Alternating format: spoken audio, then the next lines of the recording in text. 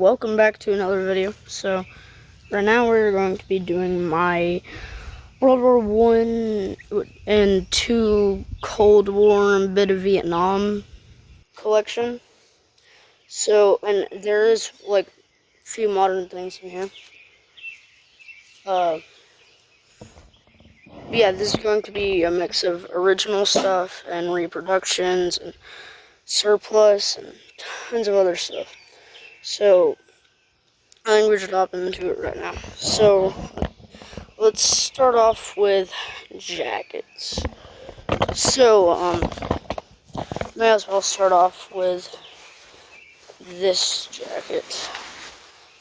Now, I don't know, you guys are gonna have to tell me in the comments if this is a actual military jacket or not.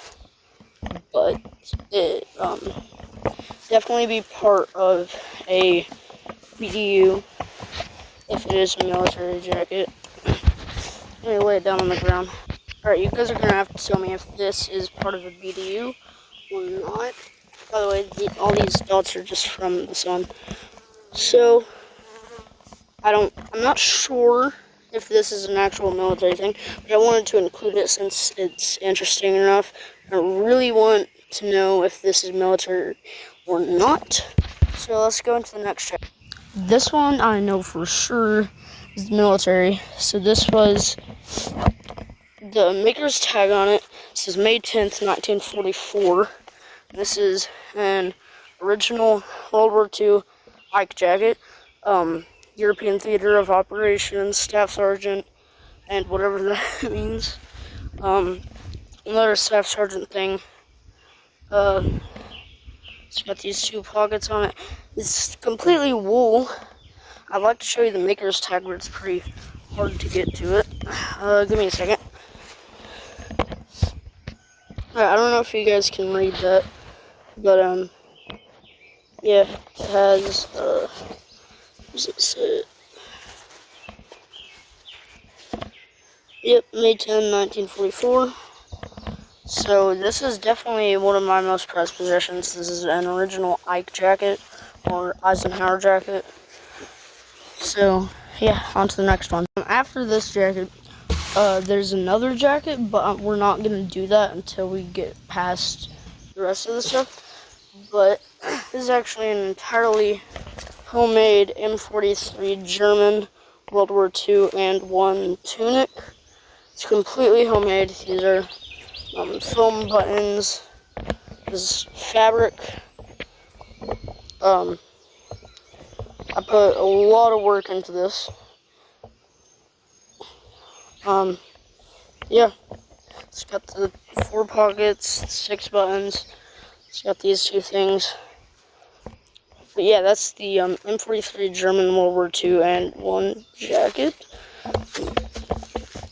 Correct me if I'm wrong, but they used that in World War I. I think they did, but I'm not sure. Like I said, correct me if I'm wrong. Next thing, let's move on to helmets. So with helmets, if you've been watching my channel lately, you probably remember me doing a review on this reproduction. Really nice reproduction. I think it's good quality. Yeah, you guys seen that? I'll put the link in the description for that video. Then we have a German World War I and just a late 1800s pickle hobba. Straps come off. This one is not an actual reproduction. Continuing with the German theme, we have a German World War II officer's cap. I actually completely made this one. Yeah, it's fabric. And then we have I think this is a 501st 101st Airborne Division helmet, homemade. And then we have this, which is actually a modern U.S. military riot helmet, but I use it as a stall helm most of the time. It does have, it's not as much of a stall helm because it has this thing. Stall helm will just be a flat, like, slanted part there. Then we have these two M1 helmets right here on top of a 48 star flag.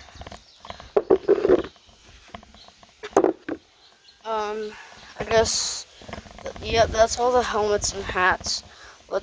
Also, fun fact, pickle hoppers were actually made out of laminated leather, and the gold parts were made out of gold. On to some more original stuff.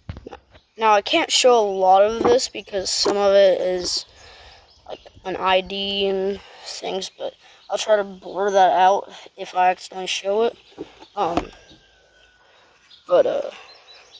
So here's a VFW cap. It's basically like an overseas cap. Veterans of foreign wars. Put that down. And then in that, to go along with that, there's a carbine training pin. All the stuff in here is original 1950s Korean War stuff. This is a support and defend blood pin. What's this one? If you guys can read that, then good job. I can't read it out in the sun like this. Yeah, there's that. Yeah. Now, I don't know if you would call this for educational purposes. YouTube doesn't let you show firearms. This video might get taken down because of this, but there are a bunch of firearms here. Like I said, it depends on if they think that it is for an educational purpose or not. But there's going to be a bit of history talking in this. So we have a homemade wood cutout of an M1 Garand. Then we have an M1917 Enfield, famous German Luger, and then a homemade bandolier out of felt and stuff. Here, a lot of people would think that's an MP40. No, it is a American grease gun, not a German MP40. Then we have a German MG42 right here. And then we just have this toy knife. I just use that with my loadout. So there's all the weaponry that is specifically to World War II and follow-up wars up until the 1960s, basically. So, moving on to some more, like a lot more homemade stuff. So the first thing with the homemade stuff is this gas mask bag. Right here. I made this, it's like a stretchy fabric, and then the gas mask that is specifically supposed to go in that bag is this homemade Soviet GP5 gas mask. I'll put it on, just give me a second. So here's the GP5 gas mask. It looks pretty good. There's a 23-inch long. Again, this is all fabric. All of this is fabric except the eyes. The eyes are just like packaging plastic. And that's it. And I really like how this one turned out. So, hope you can hear me good in this. Moving on to our next item. So next we have what I think is a Soviet tool bag. I'm not sure, but this is a tool bag of some sort. I'll pause this and I'll unroll. Alright, I undid the straps and everything. So, when you roll it out, you unfold these two things. I actually don't know if this is Soviet at all. I did a bunch of research on this. I couldn't find an exact match to this. The reason I don't think it's Soviet, like, the best thing I could find, like, the closest thing I could find to it was a Soviet thing. But if you look at this, there is English writings or English markings, and that is not Russian.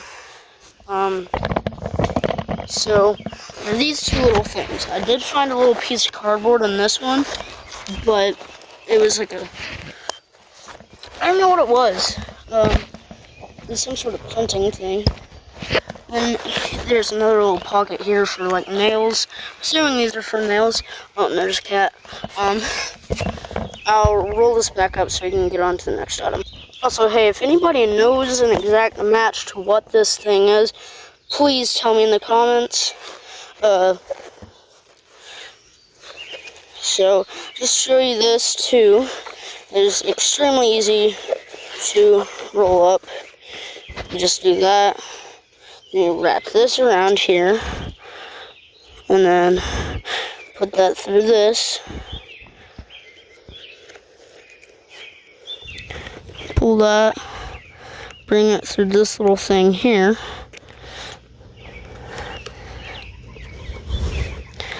Just to show you how it is to roll this back up and tighten it and everything. It's definitely an interesting bag.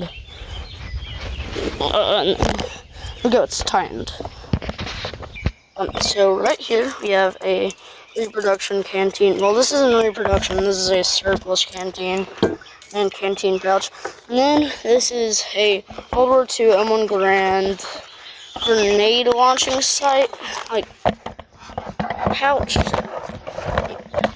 This and it. Yeah, this is for sure World War II and Korean.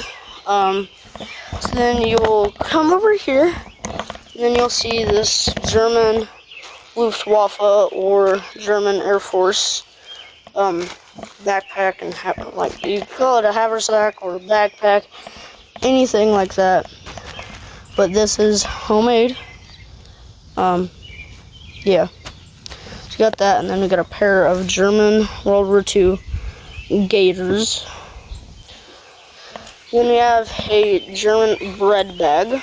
So this is just attached by Velcro. A lot of these packs that I've made, like the homemade ones, are going to have Velcro. Then we have this pretty small overseas cap. Oh, and then we'll move over here. And then we have a ammo pouch, and then a medkit. I forgot what that was called for a second. So here is the other jacket. I'll put it on. Back away so you can see the whole thing. Somebody tell me what's the name of this jacket. This is, I think this is 82nd Infantry Division, but I can't remember correctly. But I did look this up many, many times. And it has a stabbing out thing. And Army, U.S., the U.S. Army. I'm reading this backwards. Somebody in the comments, please tell me what the name of this jacket is. Yeah. So then we'll move over here, and then we'll see a gas mask. I gotta put this gas mask on. Another thing to just, I will say this looks a bit goofy. This is a peanut butter jar as the filter. It's unscrewable, like this, and changeable. But I'll put it on. It is a full head mask, as you can see. It does look pretty goofy. It is something that is really easy to put a helmet over. That's why gas masks like these are called helmet gas masks or helmet masks. But yeah, like I said, it's an interchangeable filter. You can take it off, screw it back on, just like a normal gas mask would. Where it does not work, this is entirely just fabric. It's not really tight to the face or anything. And if you're wearing, I or if you're wondering, I can absolutely see out of this thing. It's really easy to see out of. On to the next thing. Oh, I forgot something pretty far back in the video. These are dog tags. These are Korean War dog tags. But yeah, this was in the box where I showed you that overseas cap. That one. But, yeah, there's not a lot left, actually. Here's an ammo can. This is actually a Army surplus ammo can. Tell me if this is World War II, Vietnam, Korean. Pretty sure it's Vietnam and Korean, but I'm not sure at all. I've looked at some World War II ammo cans. They don't really look like this, but it says right here. I don't know if you guys can see that, but it has 91 M19A1 SCF on there, on the side of it. If anybody knows what that means, please tell me. 200 cartridges, 7.62 millimeter, M82 cartons, and some marking of the company. But I'm pretty sure this is Vietnam. Pretty sure this jacket is also Vietnam. I'm not sure. I looked at it. It should be Vietnam. But like I said, I'm not sure. Then we have this American World War II medic bag. I don't know if this is actually World War II. I've looked at World War II medic bags. It looks like it might be a surplus of them. But I think it also might be modern military. I'm not sure.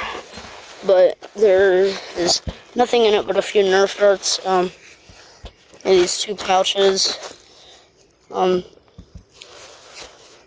says Fox Cargo. I don't think they were around in World War II, but yeah. Then we have this German World War II flag. This is not a swastika.